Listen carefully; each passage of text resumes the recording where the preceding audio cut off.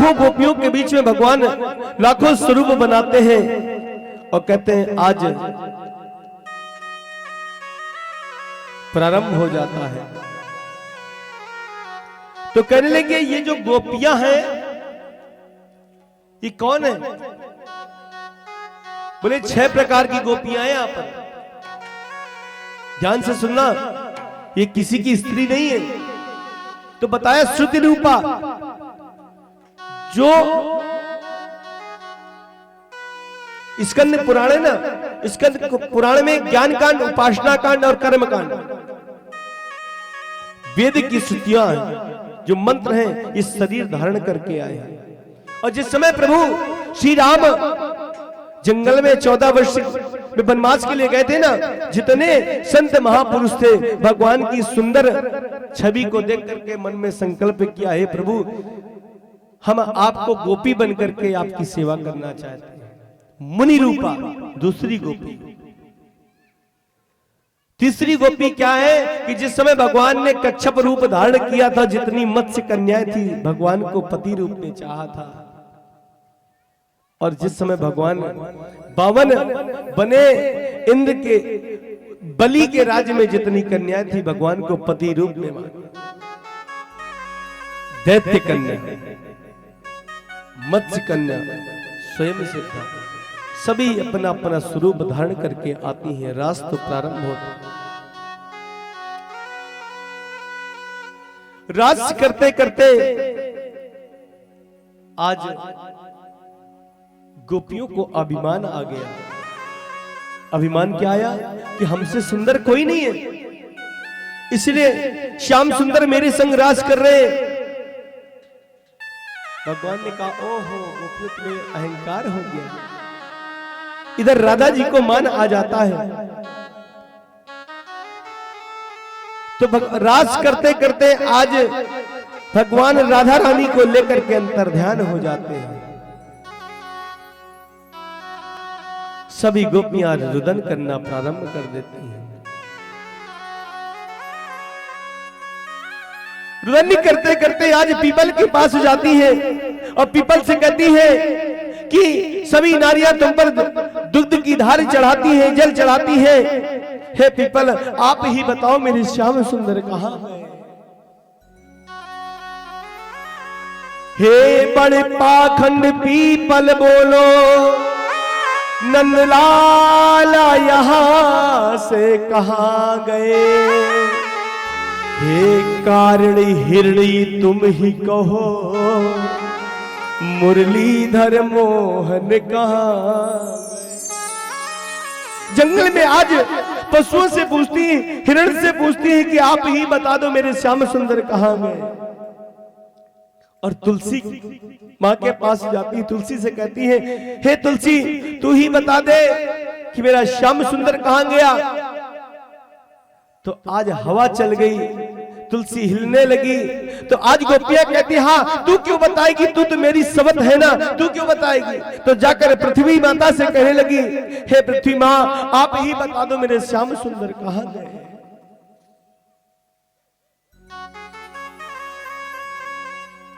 पृथ्वी ने भी मना किया।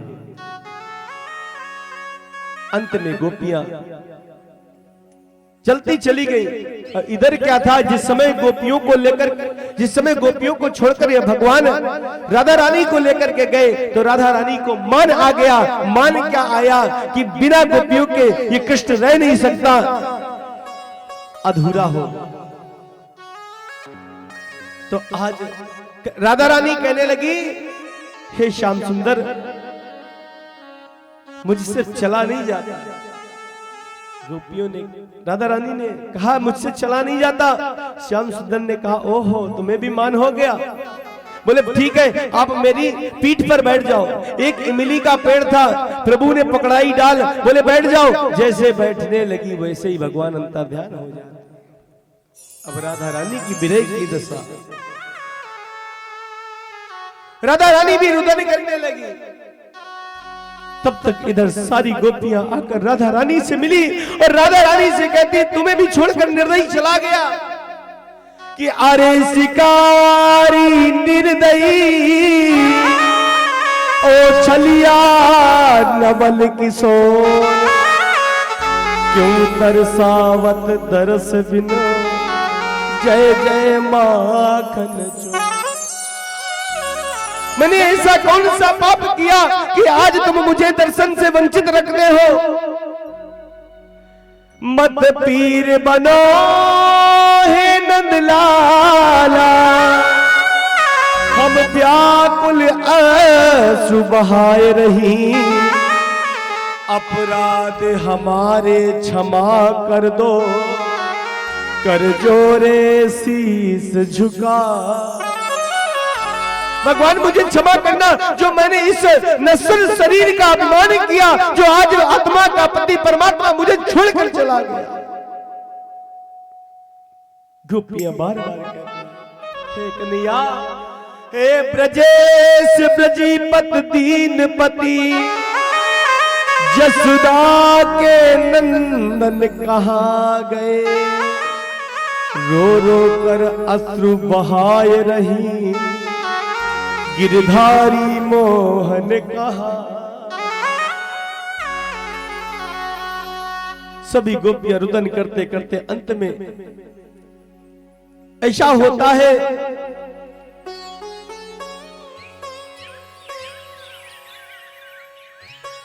जमुना मैया की शरण में पहुंच जाती है।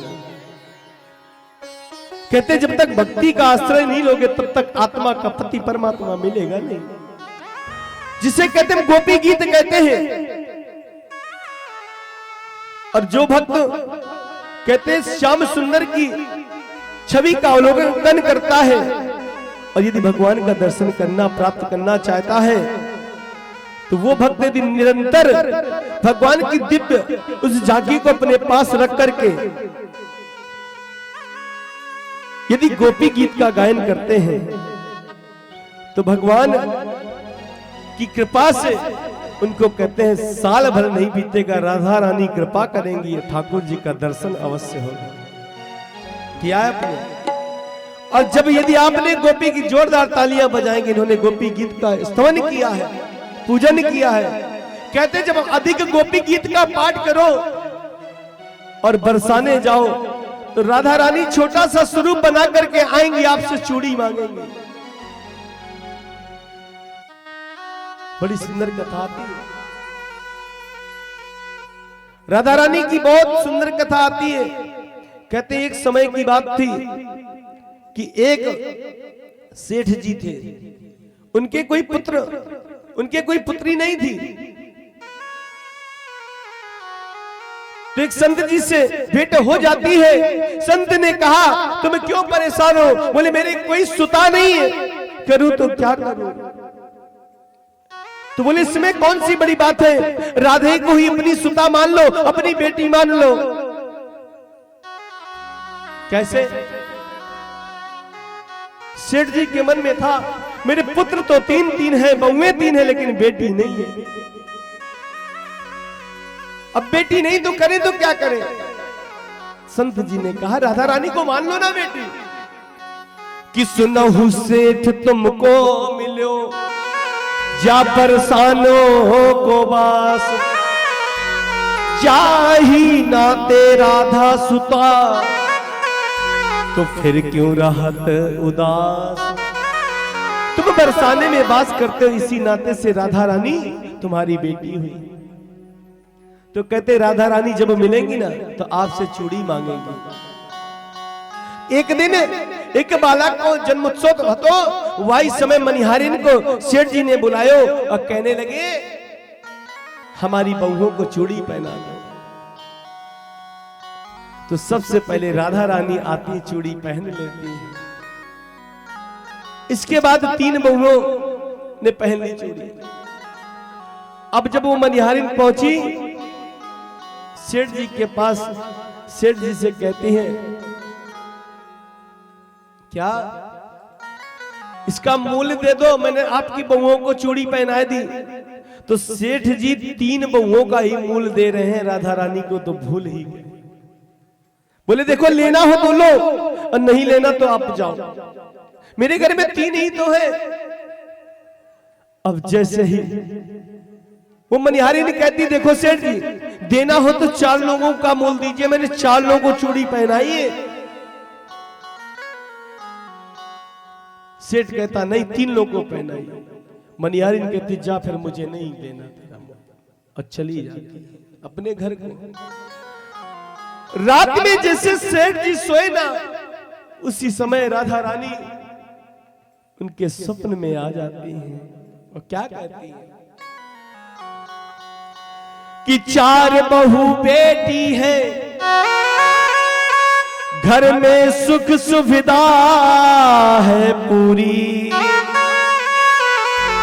संपत्ति भरी भवन में रहती, नहीं कोई मजबूरी।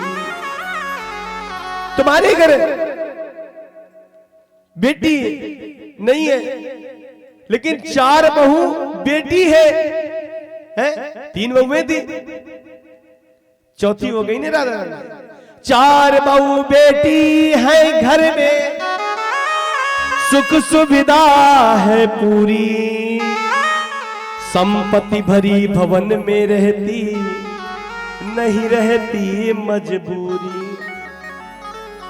कृष्ण के पास जीवन पथ पर नहीं आती कोई बाधा, मैं बड़ भागी है या तू बड़ भागी, पिता हुएरी, तू बड़ भागी पिता हूं मेरा, तेरी बेटी है श्री राधा। तूने अपनी बेटी को क्यों छोड़ दिया? और क्या कहती, सपने प्रगट भई, सपने में आए, क्या कहती, सपने में आए प्रगट भई वृषभान लली, तनिया बनाए तात नात ना निभायो है, 3 बहू याद पर बेटी नहीं याद तुम्हें, इतना कहे राधिका को ही भर आयो। अरे सेठ जी, तुम्हें तो अपनी बहुओं की याद नहीं, लेकिन बेटी की याद नहीं रही, और तुरंत उसी समय उठकर बैठ जाते हैं सेठ जी। अरे मैंने क्या सुना भी कि सपने में आए बोली वृषभान लली, तनिया बनायो नात ही निभायो ना।